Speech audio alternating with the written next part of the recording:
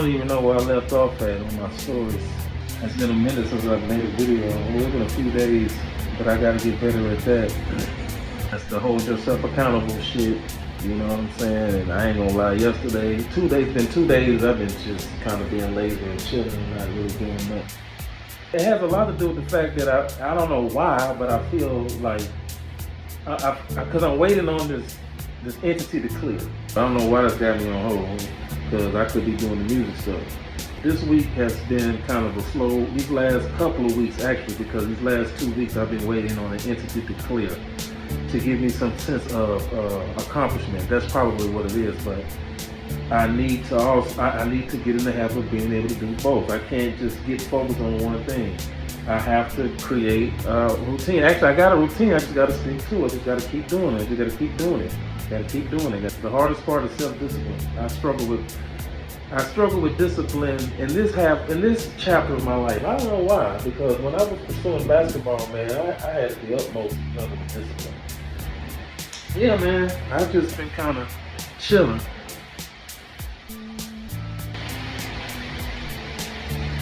Maybe it's going through this time. Ain't nobody got the name. I got everything else I need, and I got the money to put on that. They better hurry up. That money been sitting there a while. Now, when I always say I'm poor, I'm broke, and I've been needing that money. And that's another thing. I need to get that shit out of my face. I need to get it out of my face. Yeah. So today I'm gonna get back into the music. I haven't visited music since I've been setting up my entity. Am I not inspired to make music? But see, there lies in the rub. That's the thing about making music to make music, but making music to make money. Those are two different thought processes when it comes to creating. And that probably goes with anybody who's an artist. There's a constant conflict between the artist and the ideal of business behind the art. There's a weird relationship. In the music business, or in art in general, you know, artists in general, they make art, they participate in art forms because they love it, they enjoy it. It comes into them from some special place, you know what I mean? If you want to monetize it and make money and make a living doing it, then the concept of music making changes a little bit. Now don't get me wrong, it still takes talent to make music in any way. No matter how you're making it, it still has to be high quality, so you still have to make good music. But to make money with it, the luxury of, I just had an epiphany. When you become an artist to make money from your art, you lose the privilege of space and time. You start operating in a level of restraint, which will inevitably hinder your creative capacity. I believe to be your utmost creative, you need as much time and as much space as you need to fulfill that desire, that need to display this art in whichever form you do it. And when you lose that time and space, then you don't have the opportunity to, let it breathe. Art grows on its own, from my experience. My experience is I'm rambling. Well, I'm rambling, but anyway, my experience of making music is, once you start with the idea, or once you begin expressing the idea, that art takes over and it creates itself a lot of times. A lot of the songs that I've made, a lot of the music I've composed, I couldn't listen to them and tell you specifically how I made it without having the tracks pulled up and the instruments labeled and all that. Definitely can't tell you, some songs I can, but a lot of them I can't tell you, I can tell you what inspired it, but where it ended up at, I can't tell you how I got there. When you're trying to make money with music, your time and space is taken away from you. I don't want to say you have to kind of become like a production belt, but sort of, because because your music equates profit. So the more products you have, the more you can sell them. which kind of puts you on this assembly line mindset, sort of. I have to get out of my artistic mindset because, like, I only right now, if I can be honest, I only make music when I feel inspired, or I have an overwhelming level of feeling. Like right now, I'm not experiencing any highs or lows emotionally, so I'm not necessarily musically motivated. I think me waiting on this other stuff has me in a mind frame, has me in a business mind frame, so I'm not in a creative mind frame. But you don't necessarily have, but you don't have to necessarily be creative either to make music. I gotta get used to that kind of shit. But I think I told you guys about the Dominican Republic. Did I tell you that story? Did I tell you my time in the DR? I think I did. Finland, and then I parlayed that within 2 weeks right into the Dominican Republic. Great experiences, to say the least, in both aspects. That's when my mind started opening up about the world and having different perspectives on things because of my exposure and what's growing.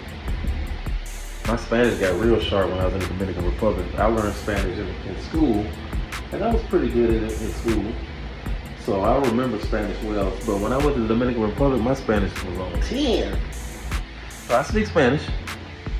Anyway, I came back home, so I'm still hustling and grinding, and then somehow, I can't remember, but I ended up finding out about this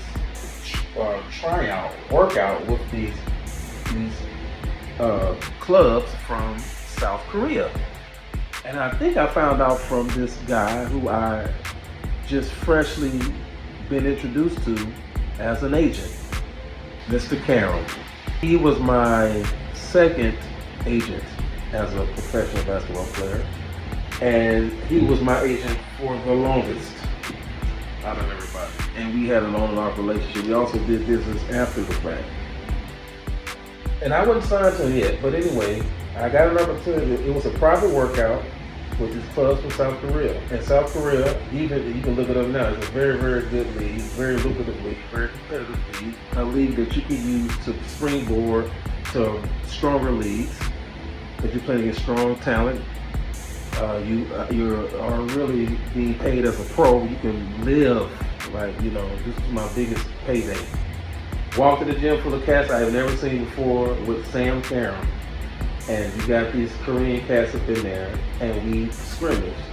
Now, during this time in my life, I had just played in 2 countries overseas already, so I got that experience.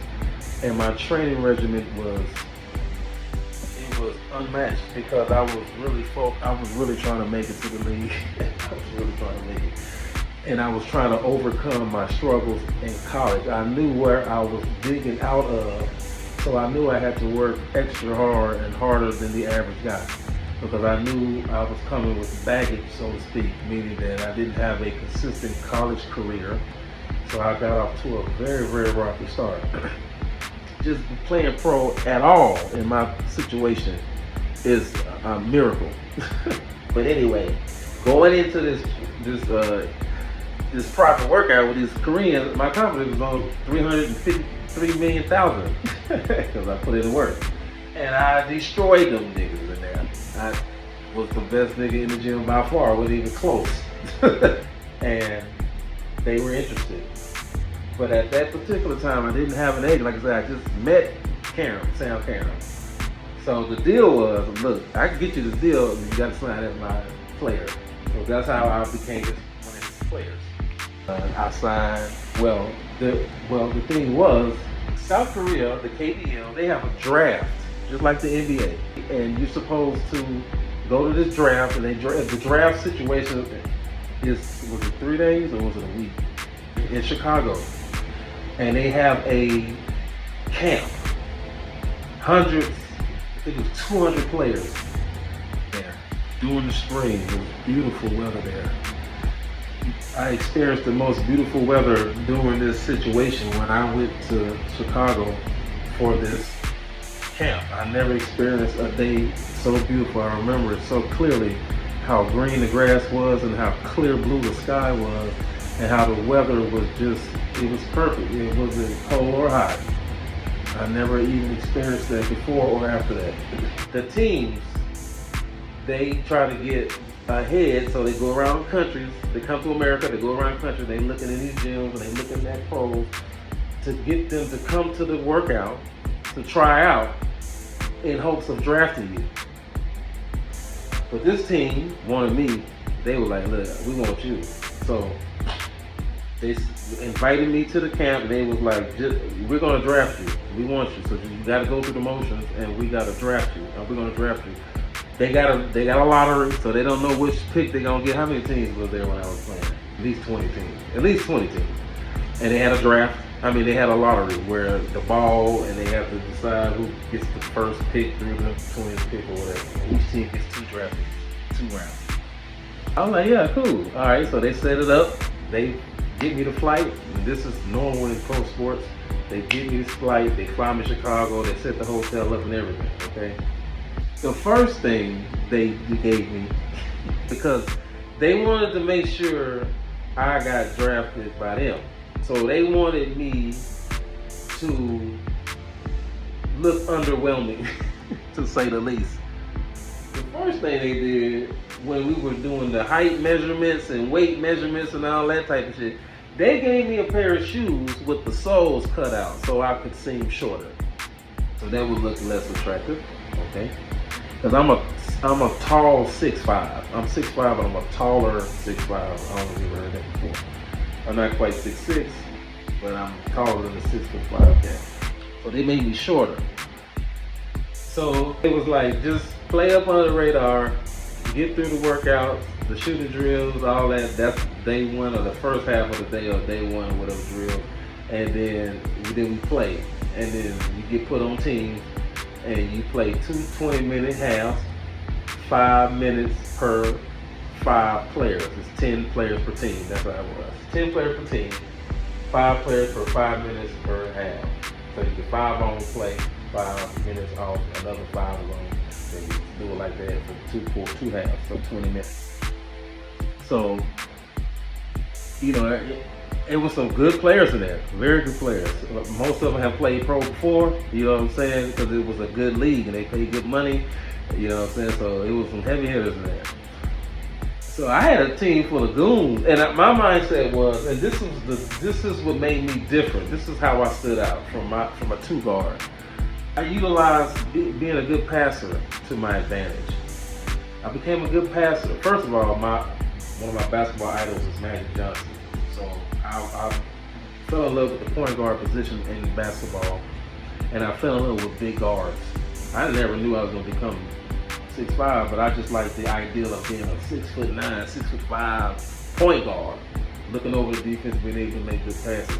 Fell in love with Magic Johnson. I wore 32 in college. That was my number in college, 32. That was Magic Johnson number. Okay, so I got a habit of being able to be a point guard, even though I was a 2 guard and I could score.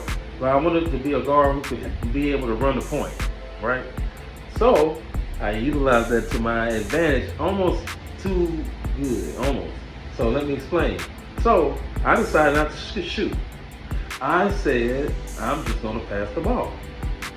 But you have to understand, I was playing with a lot of really good players, a lot of very good athletes.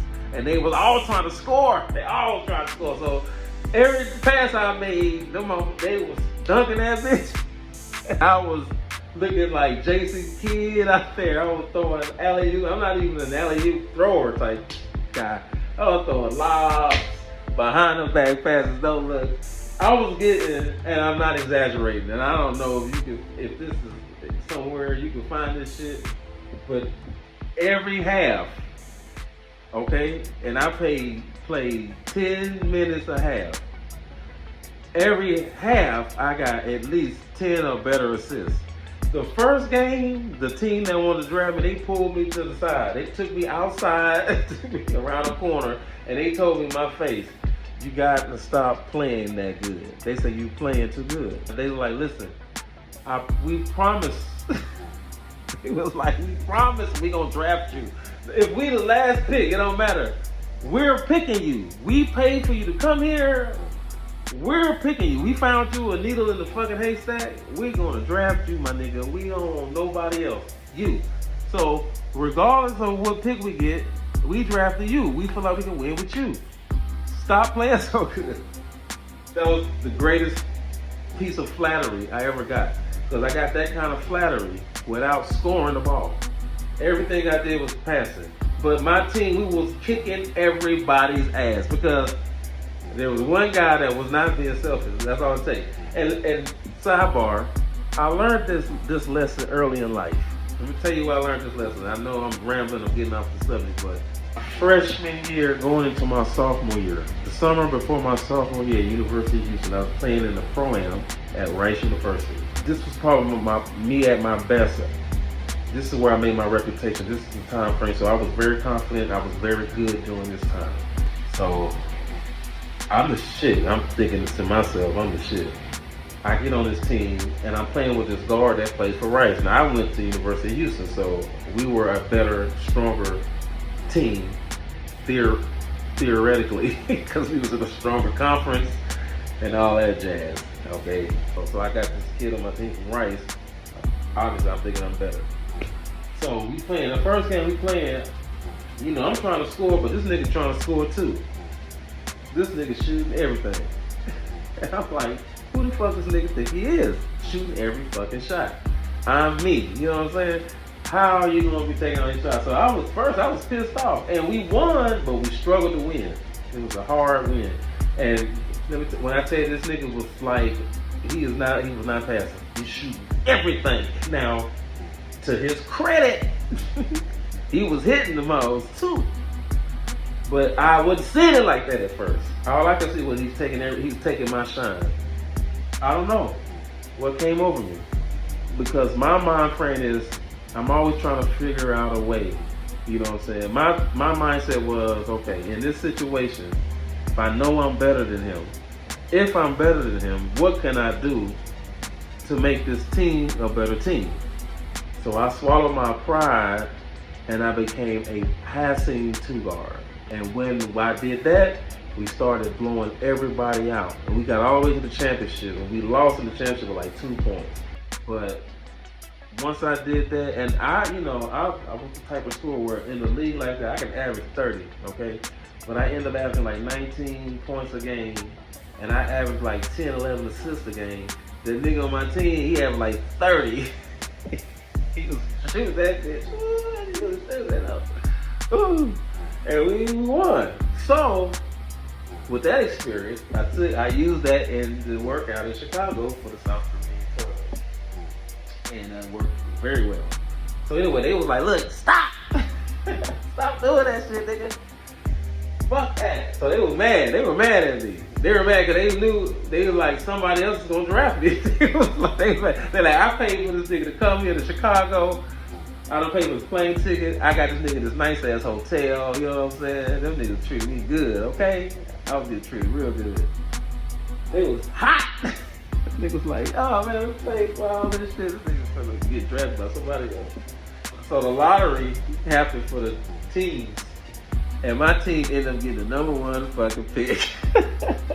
They got the number one pick in the draft. This was in 2002. 2002, I want to say. I was the number one pick. I was the number one pick, nigga, of that league. Yes.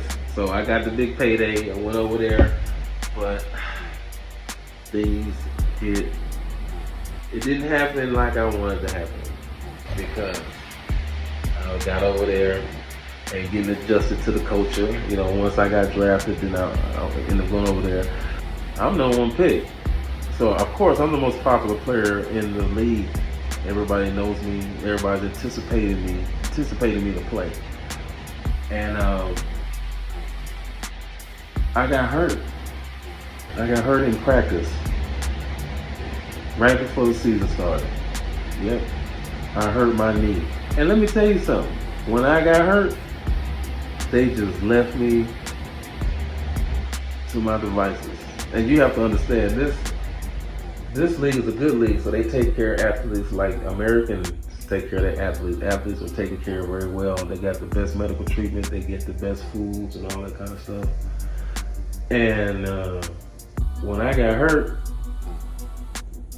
they didn't help me get healed. They didn't help me rehab. None of that shit. They just kind of left me to my devices. I kind of had to do my own. I couldn't travel with them on the road. I was out on the dorm. They stayed like Olympic athletes. Everybody stayed in this apartment complex. And they got the practice facility and the weight room and all that shit there. Them niggas left my bitch ass. They left me. They went to start the season. The first few games on the road, it was dumb. I finally got healed enough to play a game.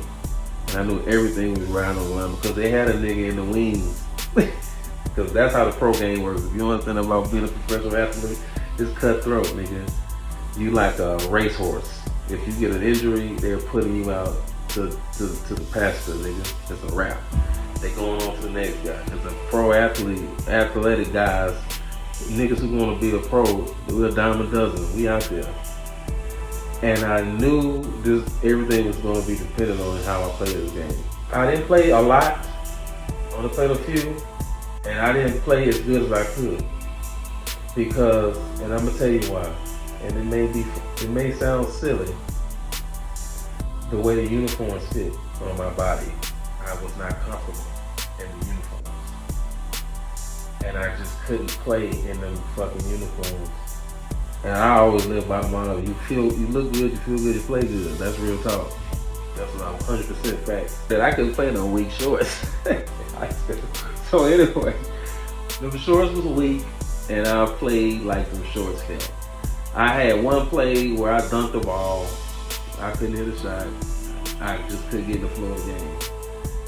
You know, and so after that game, it was like, so, but the beauty of it was, this is a contractor league, and I'm gonna tell you something now, another thing about pro ball overseas, sometimes your ass don't get paid. If you don't know how to go get your money, you can go to a country and be out 2 or 3 months. The last 3 months, oh well, if you let them do that to you, they'll do it. They will stiff you for it. They'll write it, you sign a contract, but over there they'll stiff you for the last 3 months of your money for sure. If you don't know how to get your money. This league wasn't like that. They had honor. They honored their contracts like Americans honor their contracts. So they bought my contract out. So they sent me home with a lump sum of money. I think I ended up going back overseas real quick to Egypt real quick through Sam.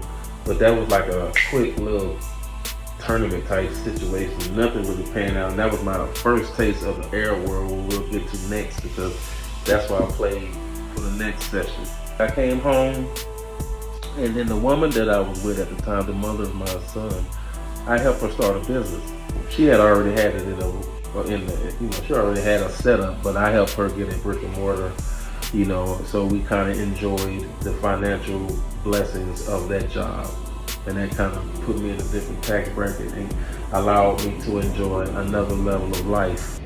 I'll leave it at that. This is a long fucking video. This might be my longest one. So yeah, but anyway, yeah, so that's that part of that story. But anyway, I'll check back with you. We'll keep chopping it up, baby. I don't know what they say. I guess this is a good time to start saying it. Make sure you subscribe if you like these videos. Or hit the like button if you like what you watched. That's my first time saying that. I'll get better. Peace.